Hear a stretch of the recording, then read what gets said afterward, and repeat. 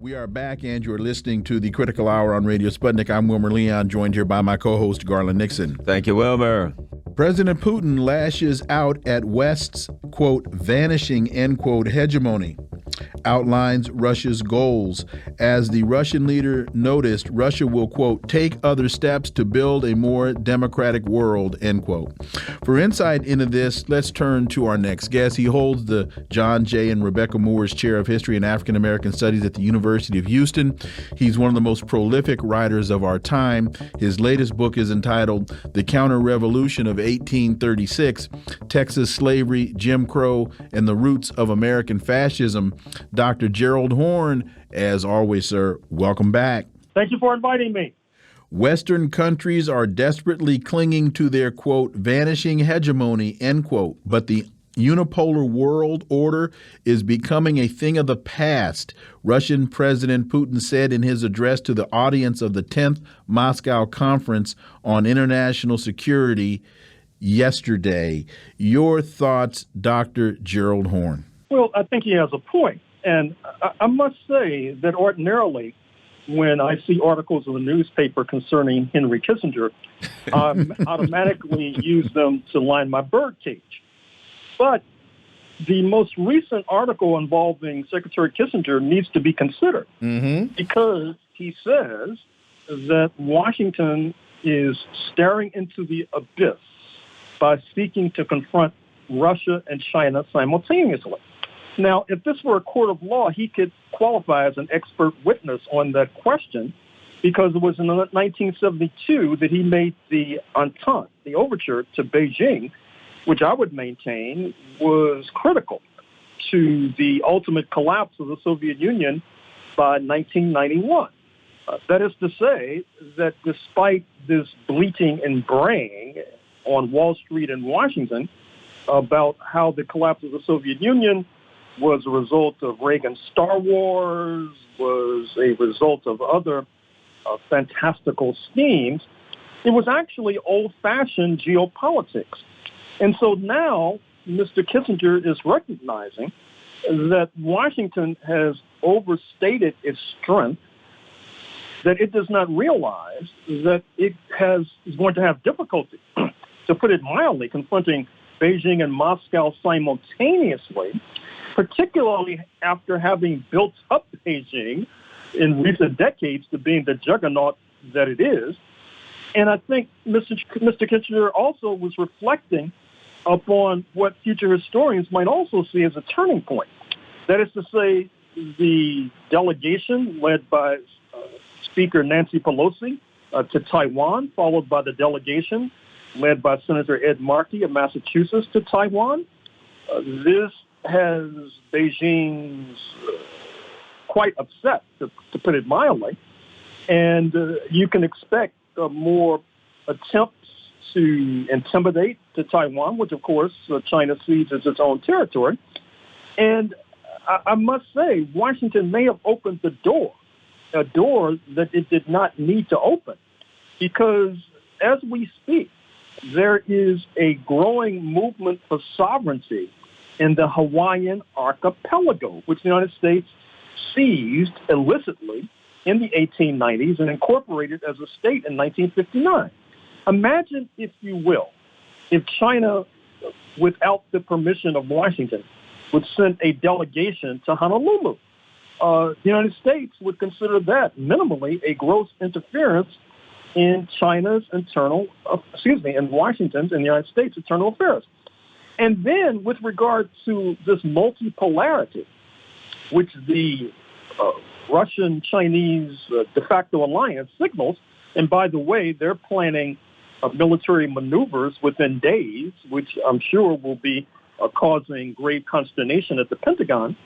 Keep in mind as well, the recent 4-hour meeting in Sochi, Russia, between President Erdogan of Turkey, once known as Turkey, and President Putin. I think that Washington now has to contemplate the realistic prospect that Turkey, which has been spurned for membership in the European Union since it gained candidate status in 1999, might also be reconsidering its relationship to NATO, particularly in light of the ascension to NATO of Finland and Sweden, which upset Turkey to no end because Ankara feels that these two Scandinavian nations are housing Kurdish dissidents, which Ankara thinks should be extradited. But this could also lead to an economic shift, that is to say, Turkey or Turkey aligning more closely with Russia and the former republics of the Soviet Union in this Eurasian Economic Union, which ultimately is yoked to the People's Republic of China. And that could be a real game changer in terms of unipolarity's demise. And I would hope and imagine that the State Department is burning the midnight oil, contemplating everything I've just said. However, what's particularly dispiriting, I must say, is that as these Copernican changes unfold in the international arena, you have many of our black intellectuals, black organizations, and black leaders who are totally oblivious. I assume they feel that the status quo is eternal.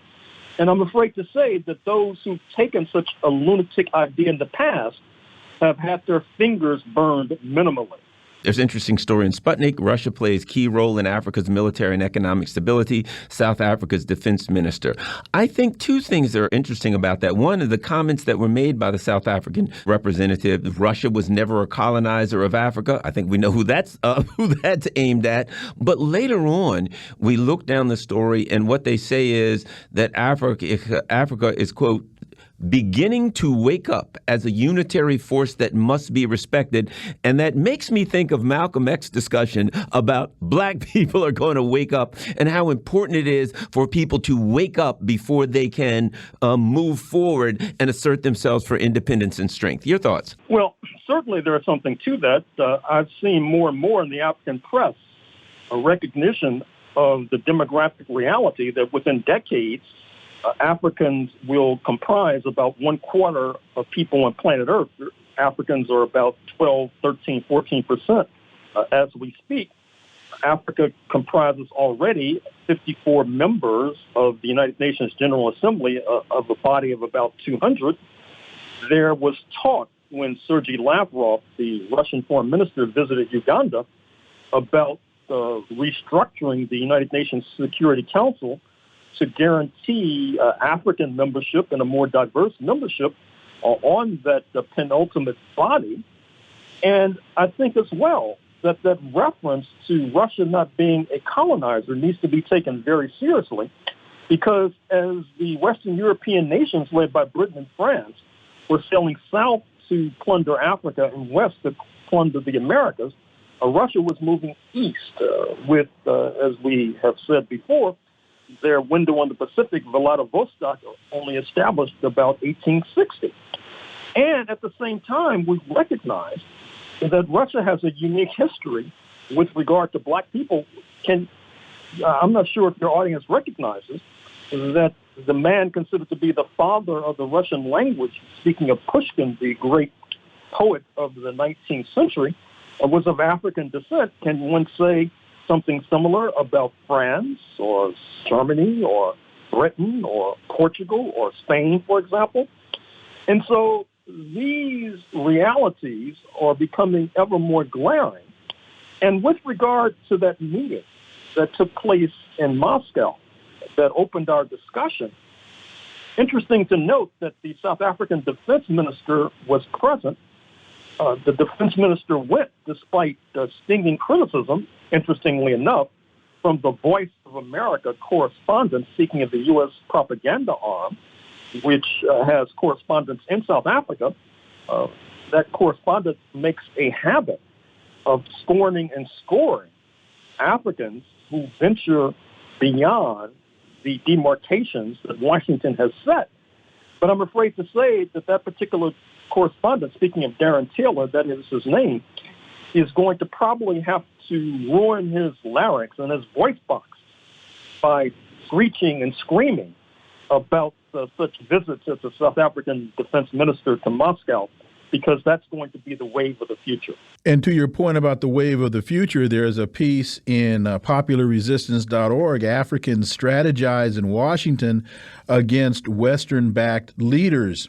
The United States and its European allies only care about human rights violations when it benefits them. That's what a few dozen members of the Horn of Africa and East Africa diaspora agreed upon as they gathered on the 13th of August outside of Washington, D.C.